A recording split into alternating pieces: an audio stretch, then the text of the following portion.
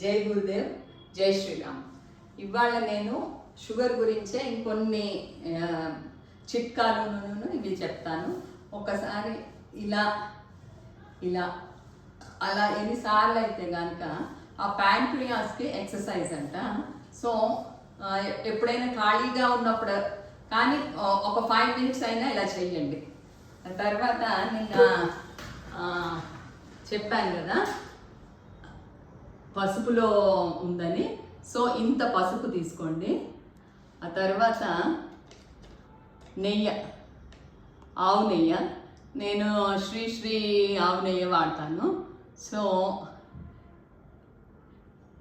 అది అలా కలిపి ఇలా రంగరించి రాత్రిపూట ఇంకా మీరు పడుకోబోయే ముందర కలుపుకొని తినండి. ఆ తర్వాత ఒక అరగంట వరకు కూడా మంచినీళ్ళు అయితే తాగకూడదు. సో మీరు ముందరే మంచినీళ్ళు తాగి ఇది తిన్నాక అప్పుడు అరగంట ఇంకా దాహం వేస్తే కనుక అరగంట తర్వాత తాగండి. ఆ తర్వాత ఇంకోటి ఏంటంటే రాగి చెంబులో ఇవేంటంటే జామాకులు రాగి చెంబులో రాత్రిపూటే కొంచెము ఇలాగా ముక్కలు కింద తీసేసి ఒక ఇంత చెంబుకి ఒక అర డజన్ ఆకులు వేసి ప్రొద్దుటే లేచాక పరగడుపునేవి తాగారంటే అది కూడా షుగర్ బాగా తగ్గుతుంది.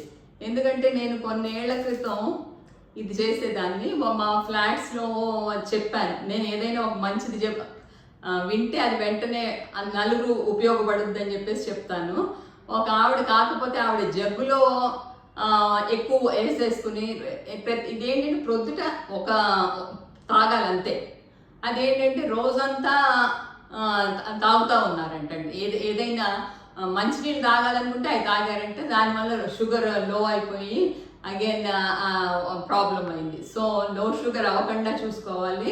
ఇదేంటంటే ప్రొద్దుట కూడా తాగాలి. ఆ తర్వాత మానిటర్ చేసుకుంటామండి. ఏదైనా ఇట్లాంటివి 40 రోజుల కంటే ఎక్కువ చేయకూడదు. ఆ తర్వాత మళ్ళీ గ్యాప్ ఇచ్చి కావాలంటే చేసుకోవచ్చు.